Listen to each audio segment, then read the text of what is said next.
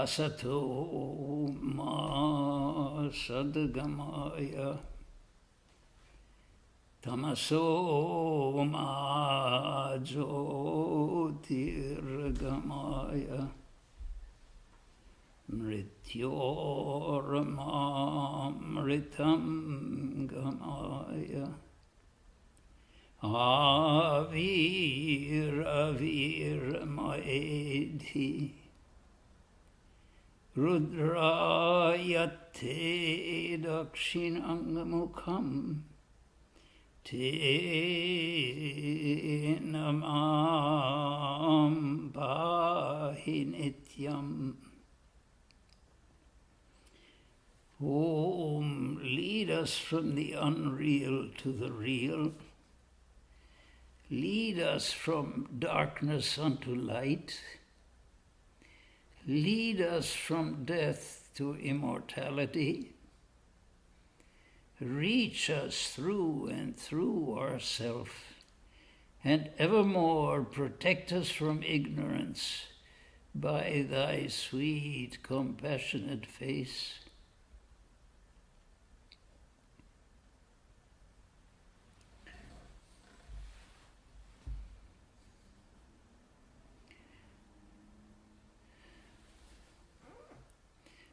So this is the subject today. It's how to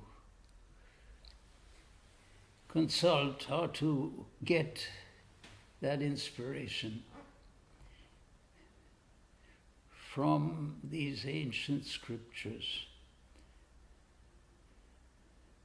The Vedanta means the end of the Vedas, the concluding books of the Vedas, concluding in the sense they were supposed to be the last sections of the Vedas composed. And Vedanta means that, the end of the Vedas.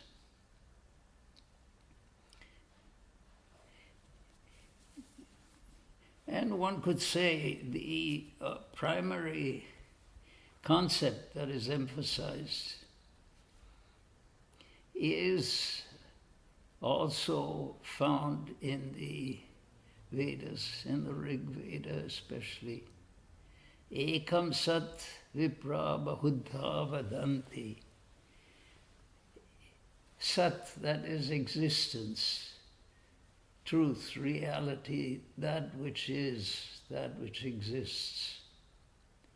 Ekam is one. Vipra, that means those searchers for truth, those great souls who have achieved insight into truth, who have achieved realization of truth or the eternal verities. Vipra bahudha. Bahudha means in many different ways. Vadanti. Speak of it.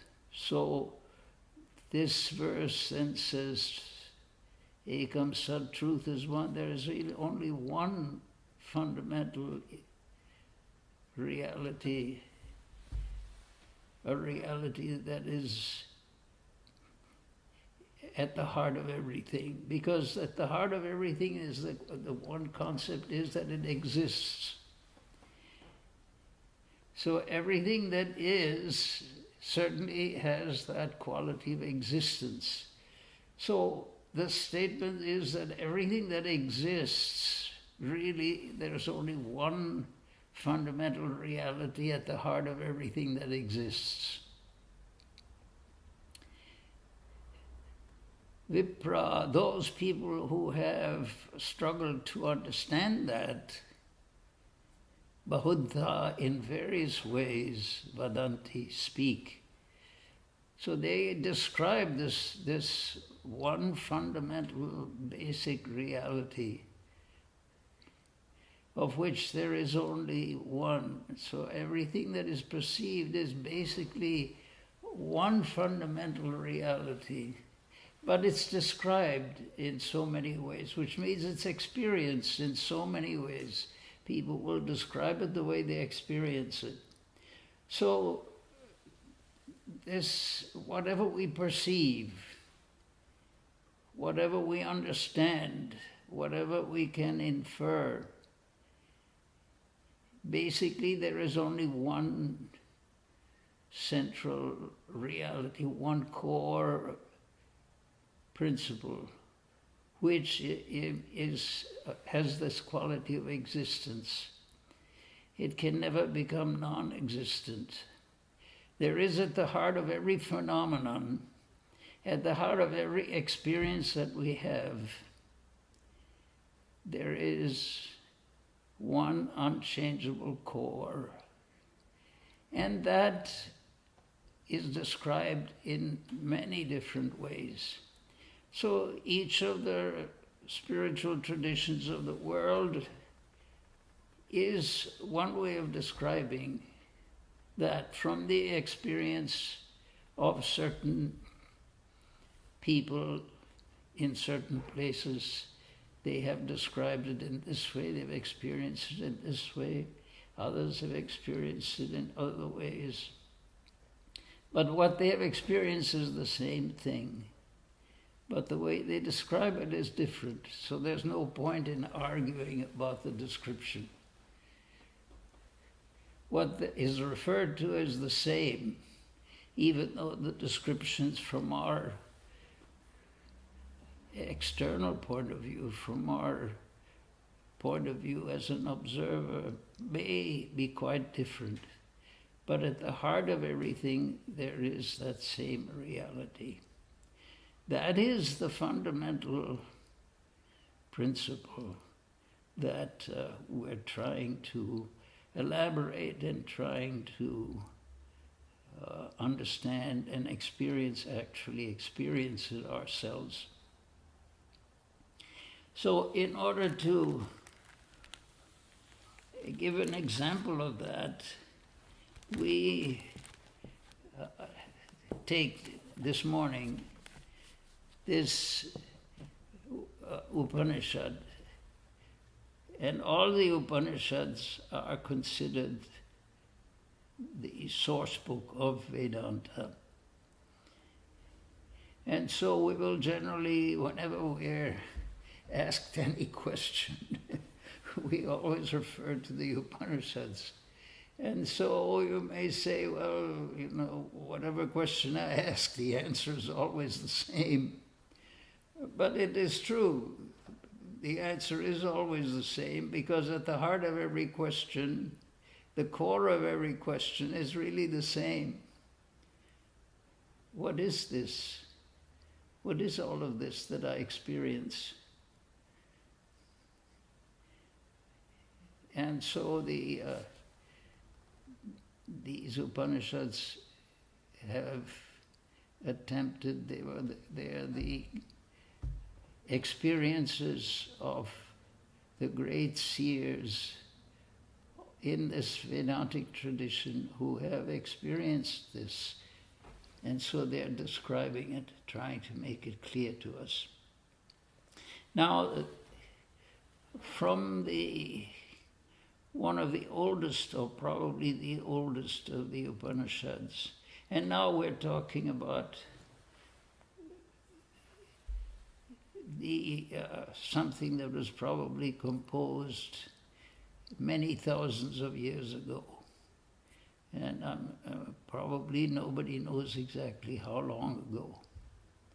But it is an extremely ancient tradition, and it has been, because it's so ancient, it has had a chance of being experimented with throughout these thousands of years. And always these Upanishads have been found to be correct in terms of that they corroborate our experience. The explanations that are given have not been subverted. So they're considered reliable, and they're considered the basis. Something has to be the basis of our knowledge. Otherwise our knowledge becomes totally random and difficult to assimilate, difficult to incorporate into our own experience.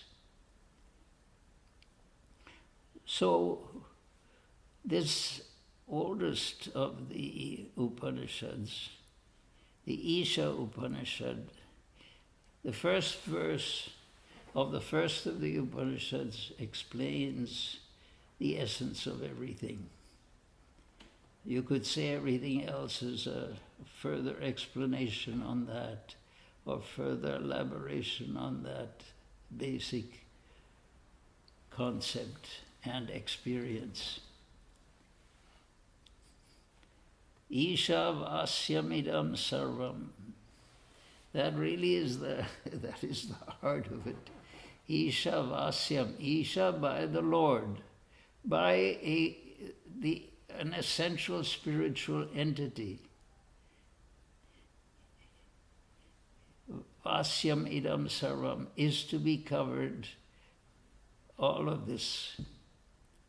There's no exception made. Everything is to be seen as being enveloped by the Lord, as being interpenetrated by that reality that we call the Lord. Now, what is that reality? It's that which does not change, the unchangeable, the eternal. Then you can give all sorts of other descriptions, but the basic description is that everything that appears to change in this world, everything that appears to come and go, has at the heart of it something which neither comes nor goes.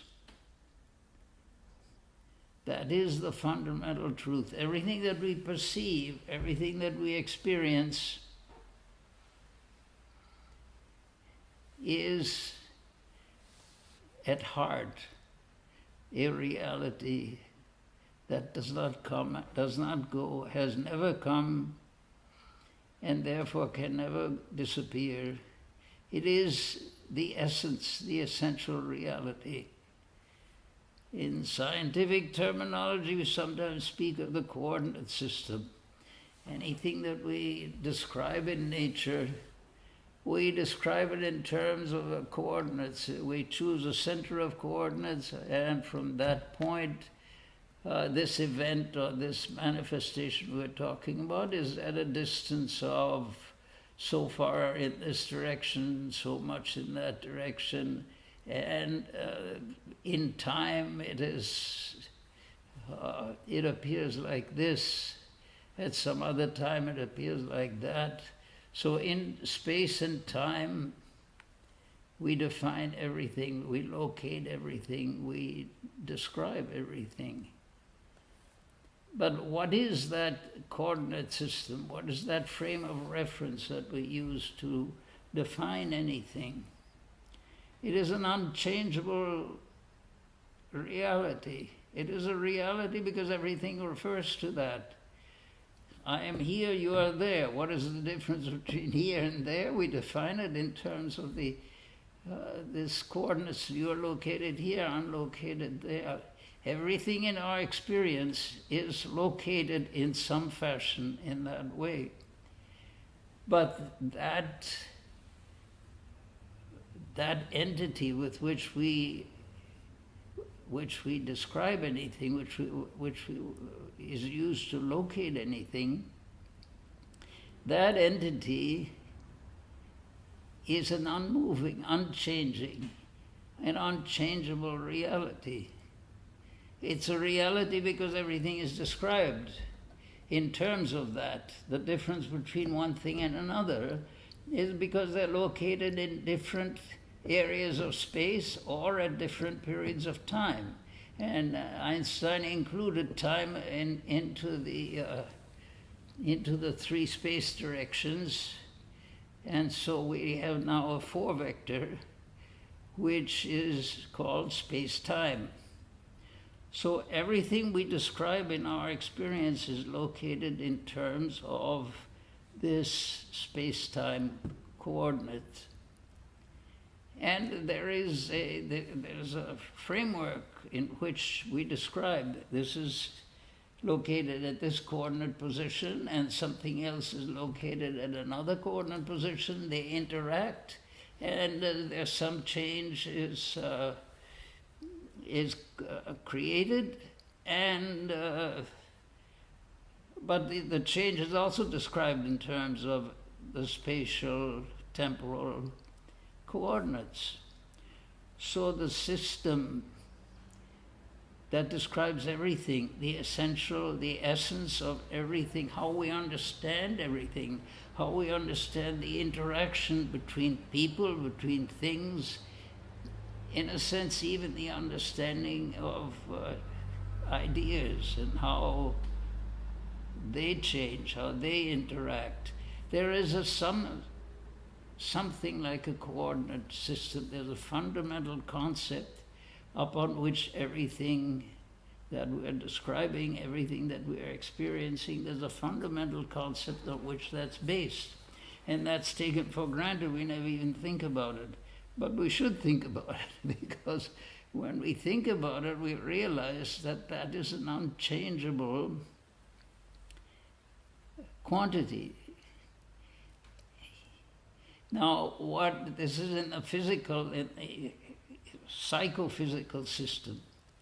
Now, what the Upanishads proclaim, and what every religion maintains, is that there is that same, an analogous reality that is at the heart of every manifestation, that is at the heart of the universe.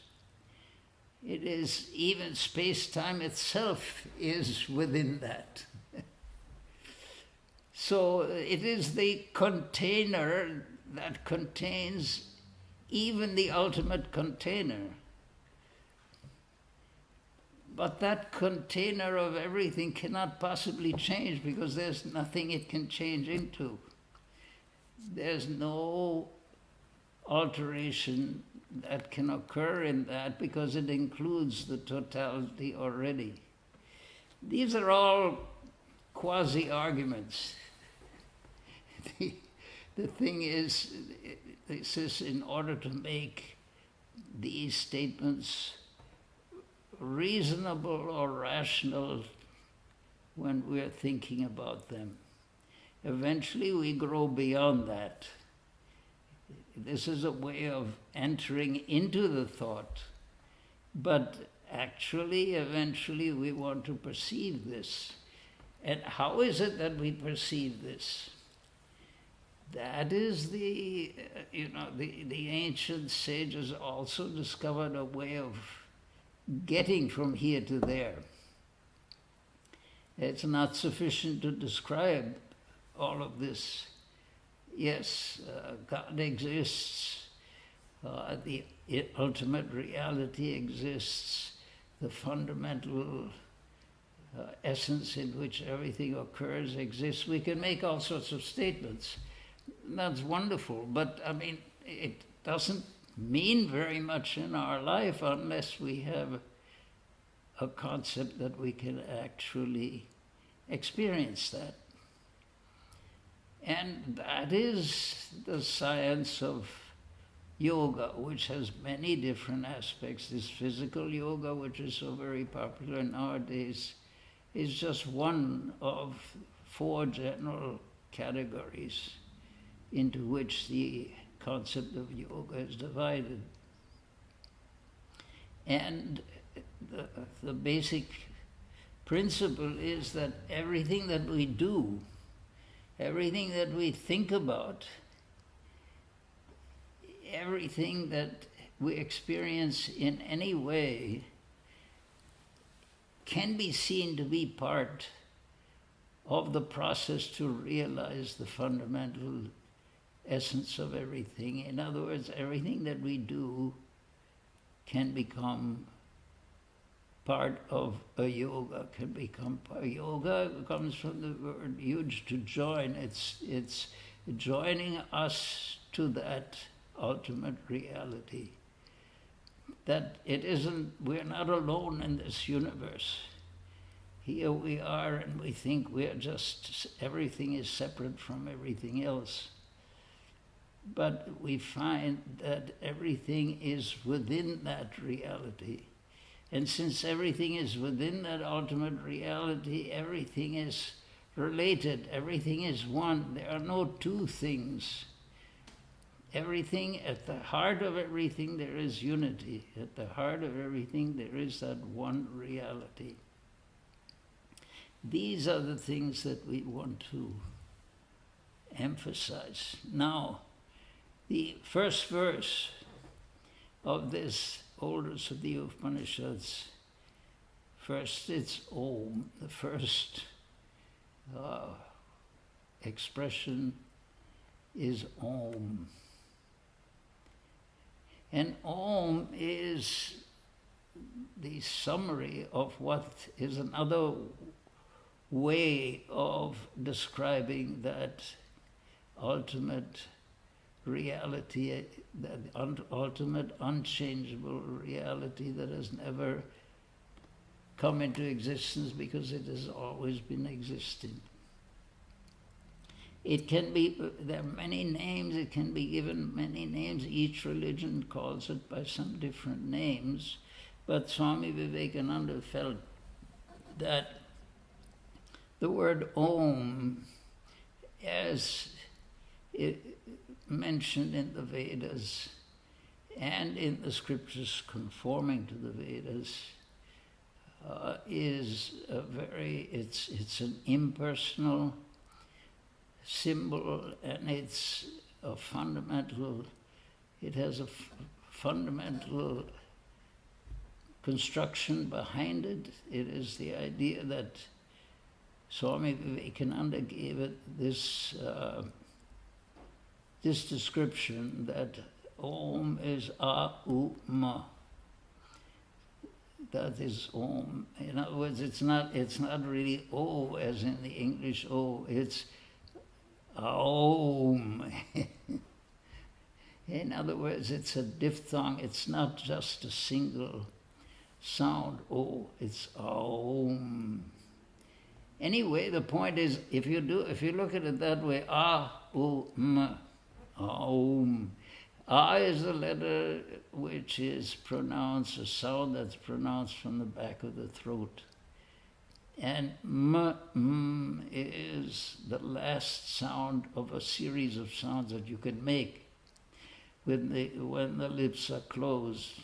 So between those two, there's also, in between there's a sound U, which is pronounced halfway between the back of the throat and the front.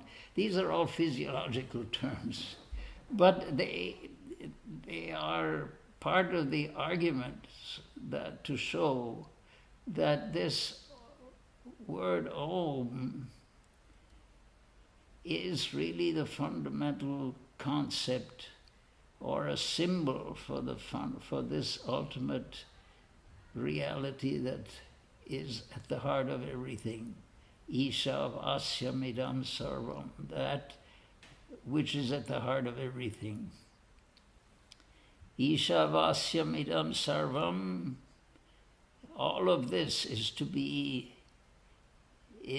seen as being covered, clothed, covered. Every perception, that would include all thoughts, all ideas as well. Everything, every mentation is seen to be, Ishavasyam is to be seen to be covered by God. In other words, the ultimate reality is a part of every manifestation, is at the heart of every manifestation. Ishavasyam idam sarvam. Idam, this, sarvam, all. All of this is to be seen as covered, as included in that concept, that ultimate concept. And as a symbol of that ultimate concept, because it is something that is beyond, it includes all names, and therefore it is beyond all names, all thoughts, all ideas. So Om is taken as a symbol of that. So, Ishavasyamidam sarvam, yat kincha jagatyam jagat, whatever jagatyam, locative case, in the world, jagat moves, the root is gam, to move.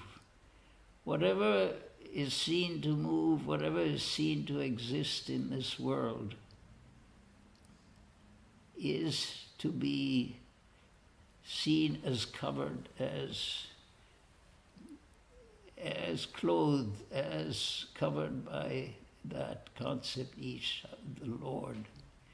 In other words, what is the concept of, what is that concept? That concept is also mentioned in the Upanishads. Sadeva somya idam agra asit.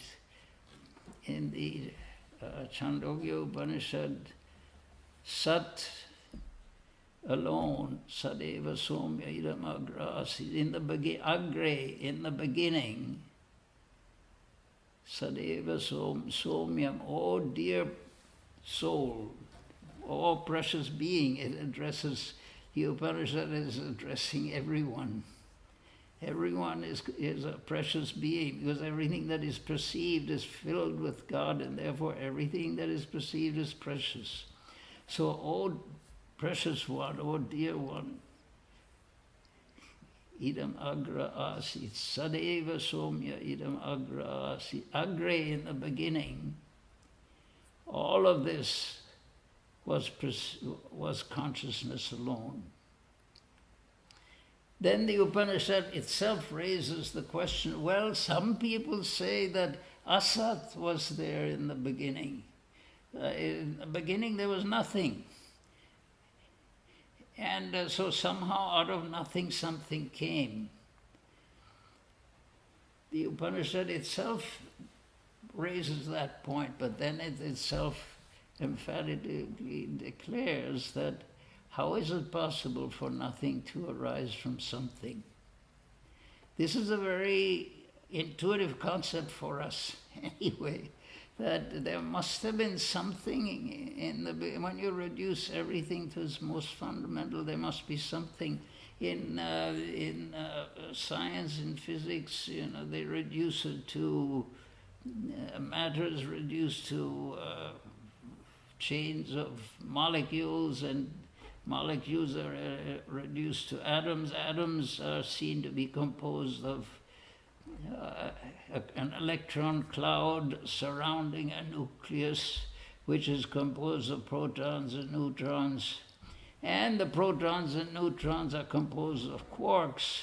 And the quarks could be composed of vibrating strings, who knows, but by that time you're getting so impossibly minute that the possibility of ever proving that could be said to be zero, no possibility of proving it. But the point is, we're only trying to consider matter to be at the heart of everything.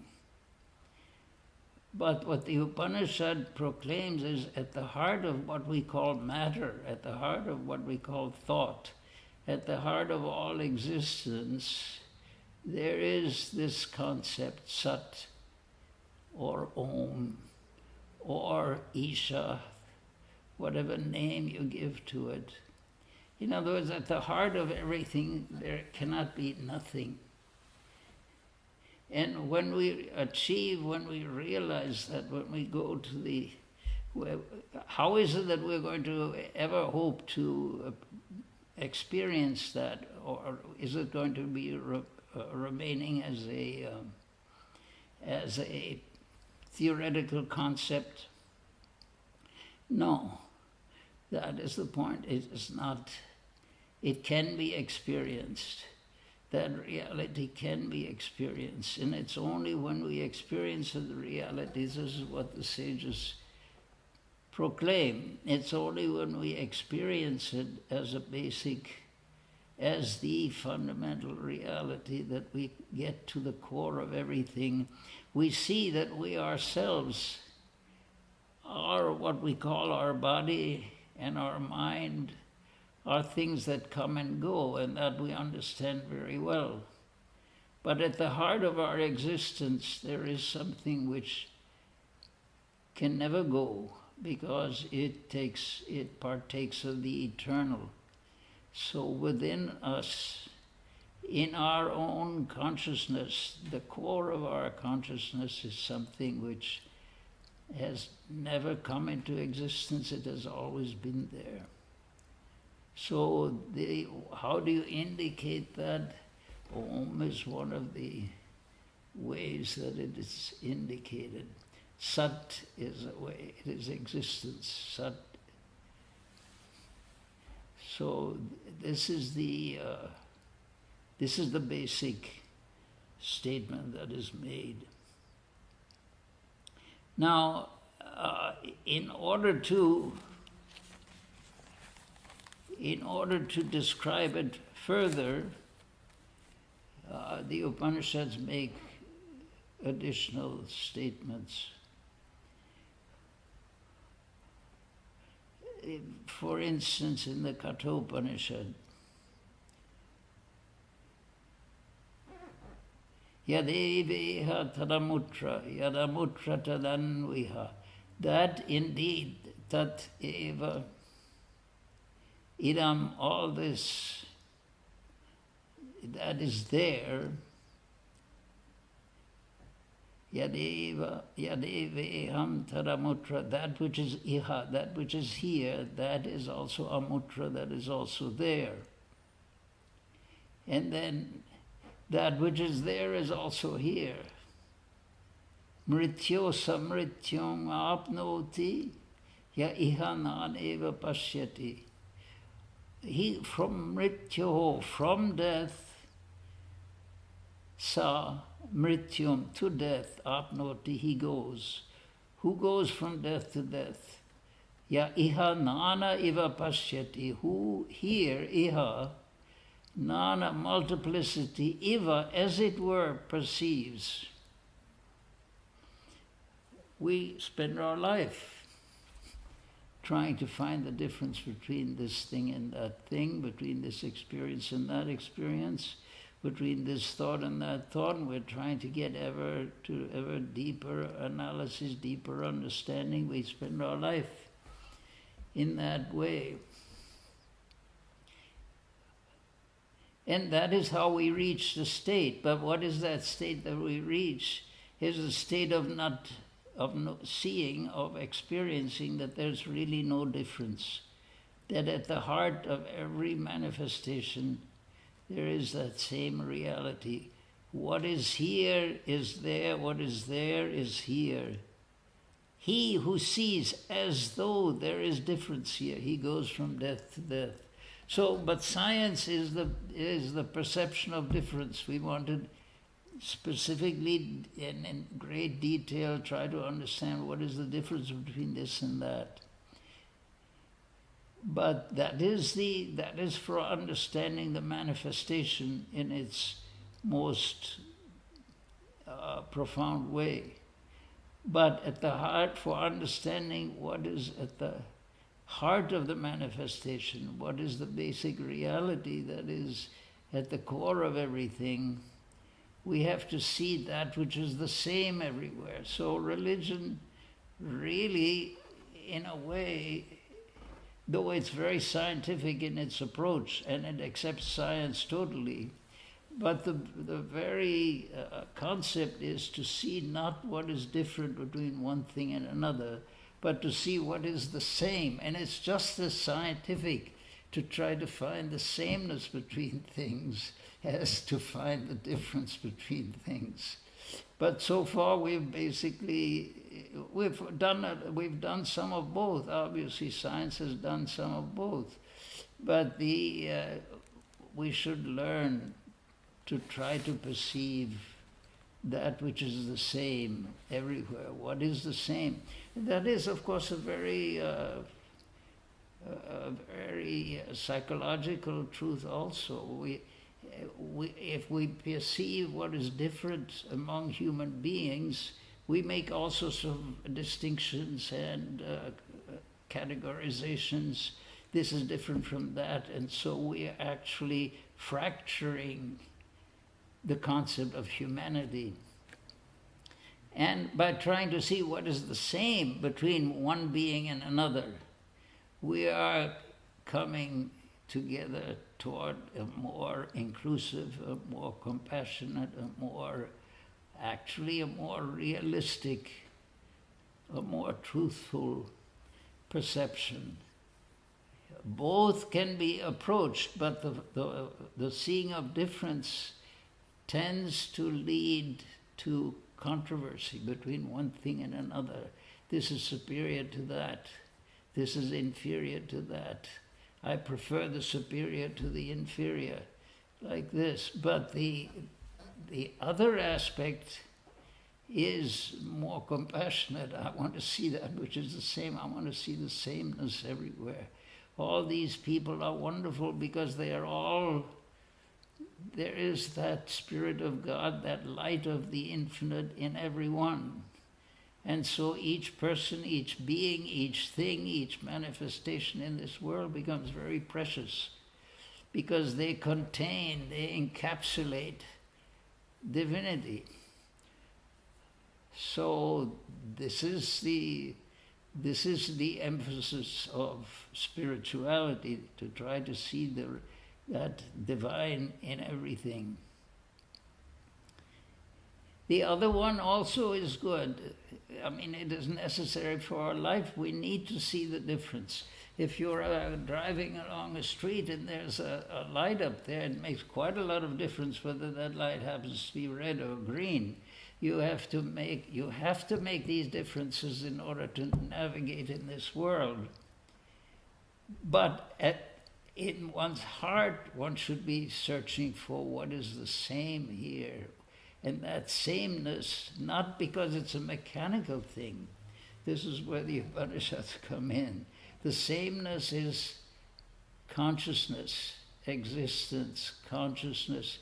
And at the heart of that sameness is bliss. Because bliss is our common property. Bliss is our own nature. Bliss is our reality. It isn't something that we have to achieve happiness. The thing is, if we quieten down that sense of unhappiness, what remains is happiness. Joy, ananda, is at the essence of every manifestation. So not only existence, at the heart of every manifestation there's not only existence, because it exists, it has the quality of existence, but the fact that it exists also has the quality of knowledge, that one is aware of its existence, awareness. And that awareness, the fundamental truth about that awareness is joy. Because whenever we learn something, we feel great joy inside. That is a little indication of the significance of that Sat-Chit Ananda. That at the heart of every manifestation, there is not only the fact that it exists. There's not only the fact that the awareness of it is a fundamental quality, but also at the heart of every existence, there is that infinite, undisturbed, undisturbing, indisturbable bliss, existence, consciousness, bliss. So real bliss comes not from enjoying this or that or having just an absolutely great time. Bliss comes from quieting the exterior. When we quieten the exterior, that inner source of bliss, which is one of the basic realities of the universe, becomes perceptible. That is the basis of meditation. Meditation simply is the quieting of the waves of the mind. Yogas chitta vritti nirodha. The vrittis, the waves in the mind, in the chitta. Controlling those waves, quieting those waves, quieting the different currents in the mind, achieving that equanimity, that oneness of outlook, that imperturbable consciousness, we find that is our basic nature. When the disturbances of the mind quieten, it isn't that we have nothing. When we go to sleep at night, this is, of course, going back to the various states of consciousness, the waking state, the dream state, the deep sleep state. In the deep sleep state, we don't experience anything in particular. There's no phenomenon there. So when we remove all phenomena, you think there would be a state of nothingness. There's nothing there. But nothingness cannot possibly exist. There cannot be such a thing as nothingness. That is what the basic scriptures proclaim, that when you remove all disturbances, when you remove all manifestation, what is left is the essence, Sat Chit Ananda, unperturbed, eternal. That is the nature, that is the basic nature. It's science looking for it in terms of molecules and atoms, electrons, quarks, and vibrating strings, and all those things. That's good. They're trying to understand more, trying to get deeper into the heart of things. But at the heart of everything, there is unity, there is oneness, there is total satisfaction. It isn't a nothingness. That is the point.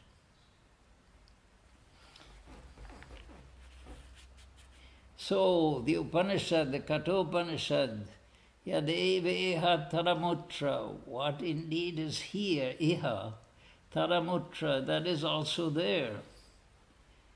Yadamutra tadanviha, what is there again is also here. Mrityo samrityum apnoti, ya iha nan eva pasyati. Mrityo, from death, sa, he or she, mrityum, death, apnoti, reaches death. In other words, you go from death to death. You die, and of course in the theory of reincarnation, you are born again, and then that death happens again. So one goes from death to death. Who is it who goes from death to death? Who is it who reincarnates time and time again? The one, iha nana iva pashyati, who, nana, multiplicity, iva, as it were, pashyati, sees. Who seems to see, thinks he sees, believes he sees multiplicity. So the seeing of multiplicity is the cause of us having to experience it again and again. When the body is worn out, then the theory of reincarnation brings us back, and we experience it again. How long do we have to do this? Until we no longer need to experience it. So what is here is there, what is there is here. The reality that is here is the same as the reality that is there. There is no here or there. There is only that, Sat, that existence.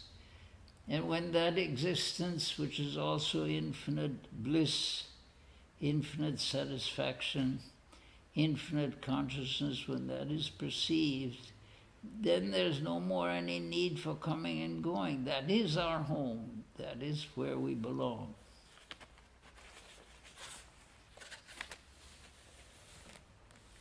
So the Upanishad uses various methods of describing this. But Swami Vedananda has a lecture which is actually based on this Isha Upanishad. And it is called God in Everything. in which he explains, how that can be utilized in everyday life, how that idea can be expanded to be central to our existence. And the Upanishad goes on. For instance, it gives various examples. Just as fire, though a unity, having entered the world, assumes separate forms with respect to different shapes that burn in different ways, so the self, that is that reality, that basic truth, though it is one, assumes a form in respect to each shape. As air, though air is a unity, having entered into this world, assumes separate forms in respect of different shapes. Similarly, the self inside all beings, though one, assumes a form in respect to each shape, and yet it exists also outside.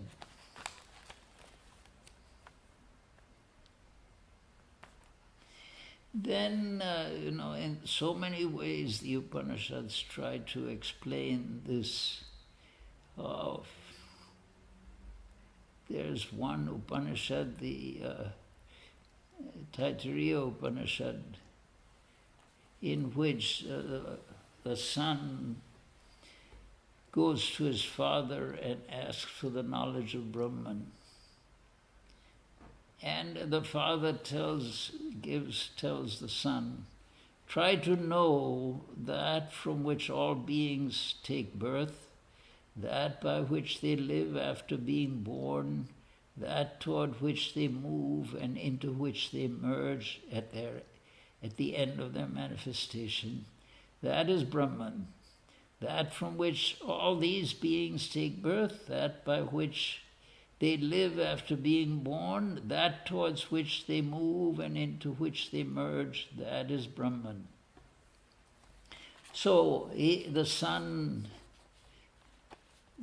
goes and tries to determine this. And the first thing he says is,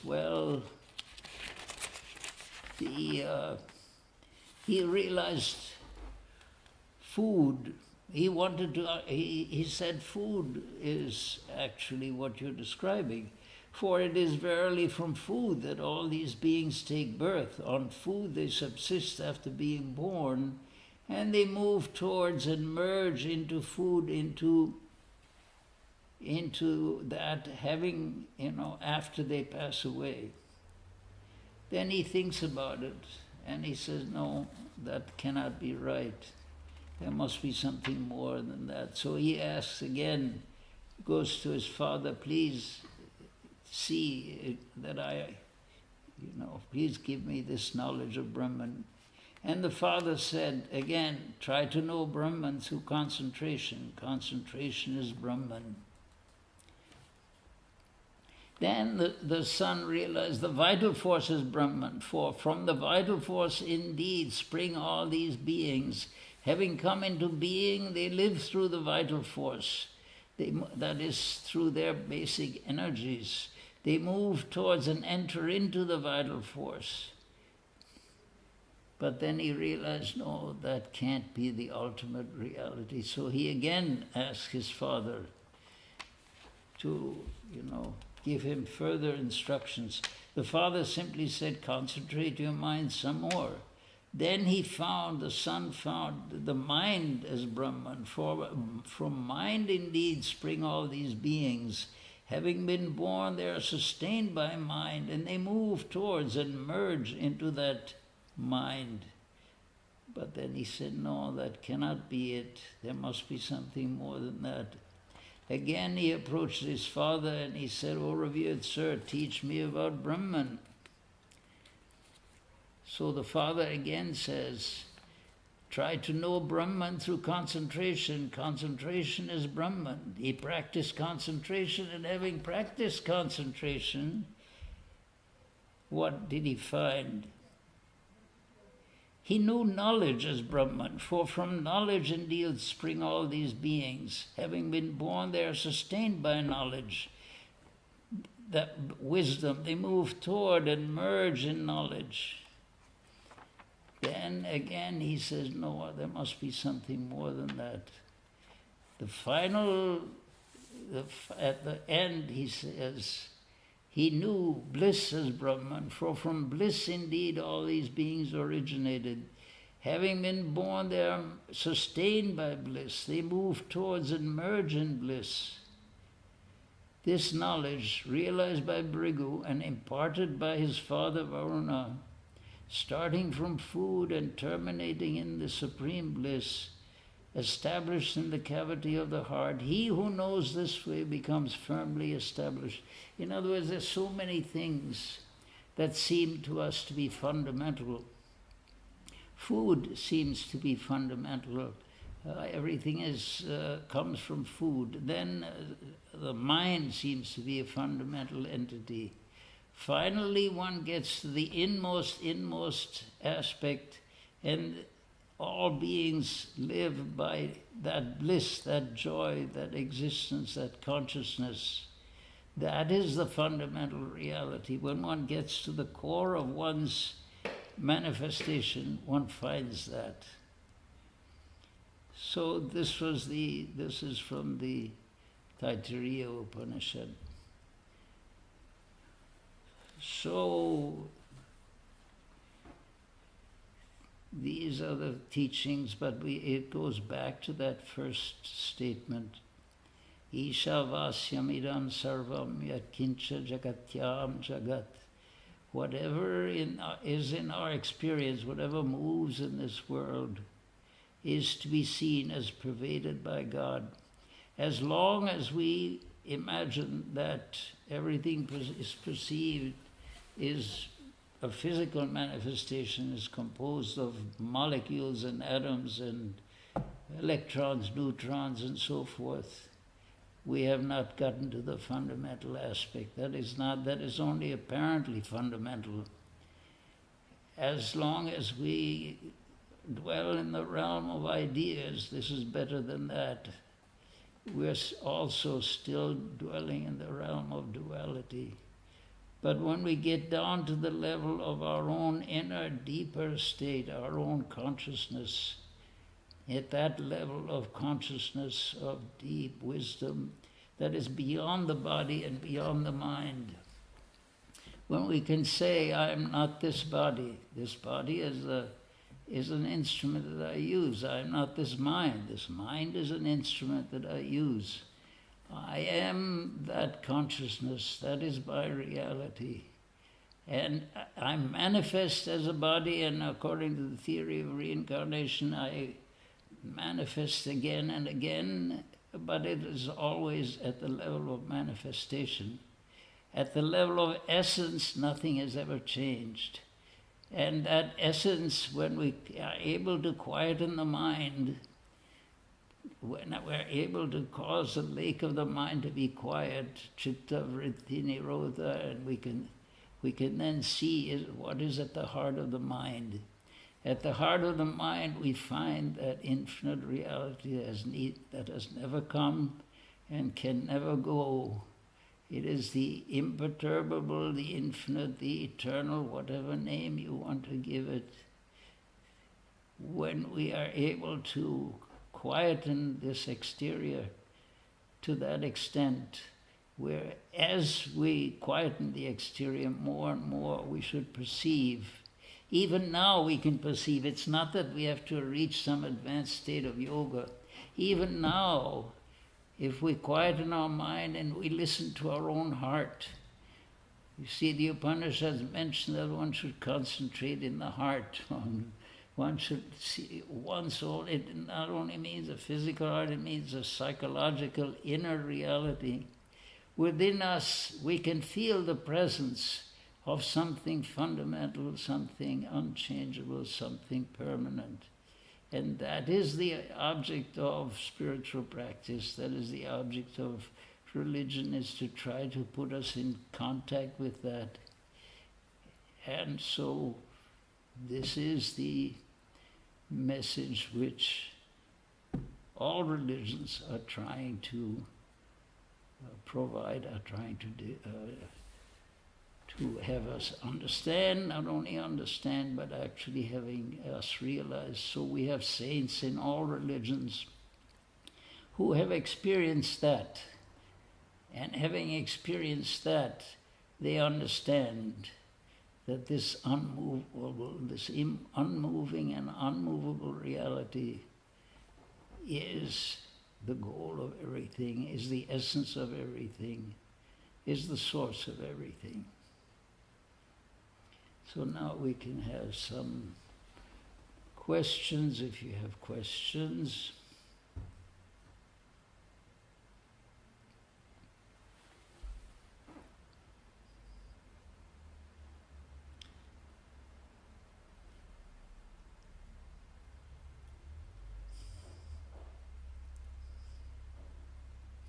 So now I've stunned everyone so that they cannot come up with any uncertainty. I've quelled all uncertainties. That is absolutely wonderful. So what I will, we have an announcement here, which is really a very happy announcement. Very, nice to announce. Today's lecture is the last of these online Sunday lectures. Now, next Sunday there will be no online lecture.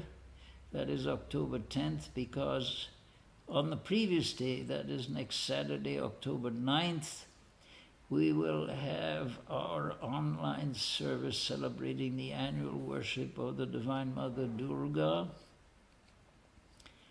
But from today, all lectures, and starting with the lecture of Sunday, October 17th, all lectures will be presented in person at our new temple, which is, of course, at 2323 Vallejo Street, that is at the corner of Vallejo and Fillmore in San Francisco.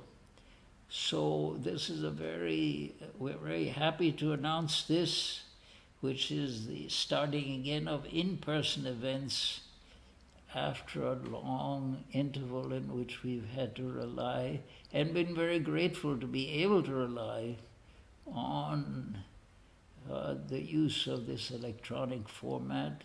It has certainly served us very well in this interim, but it is not at all equivalent to meeting in person and being able to go to the temple, experience the spiritual atmosphere of the temple. And so we're indeed looking forward to this.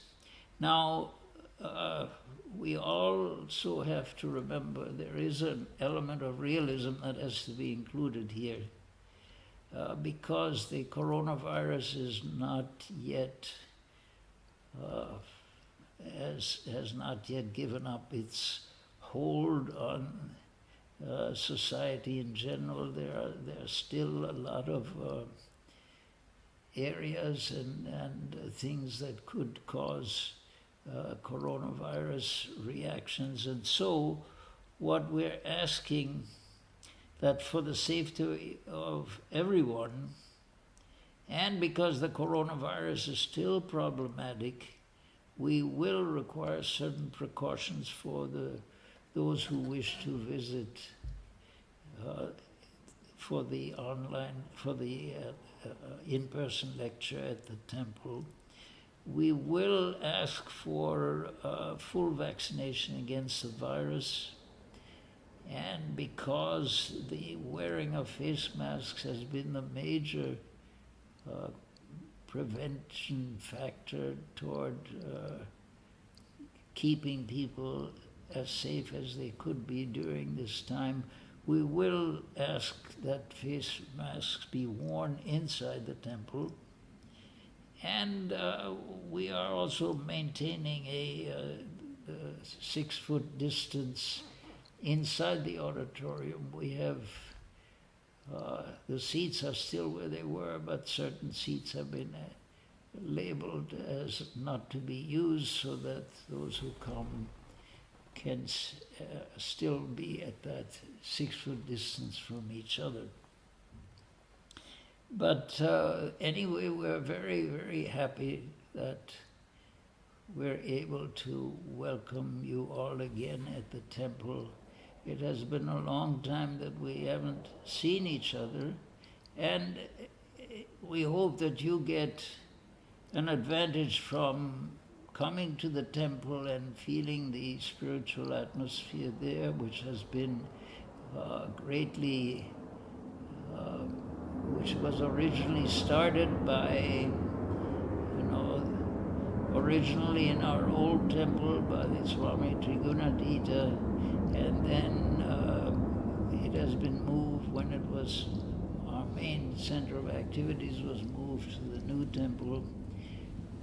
We had been assured that that spiritual atmosphere would also manifest there, that a spiritual atmosphere means that those who come feel very much benefited, very inspired to come there and to experience that in a more significant way, the reality of the spiritual quest that we're all engaged in. So we very much look forward to that, and I hope you will also, and I hope we can meet you there at that time. Thank you. Om Yo Shanti Antariksham Shanti Prithivi Shanti Apo Shanti Roshadaya Shanti Vanaspataya Shanti Vishwe Deva Shanti Brahma Shanti Sarvam Shanti Shanti Reva Shanti Sama Shanti Redhi Om Shanti Shanti Shanti. Om. Peace is in heaven, peace is in the sky, on the earth and in the waters. The herbs, the plants, and the trees are full of peace. Everything in the universe is pervaded by peace. May that infinite universal peace enter our soul and being. Om. Peace, peace, peace be unto us all. Thank you, Swami. Thank you. Very good, very good. Thank you, Swami.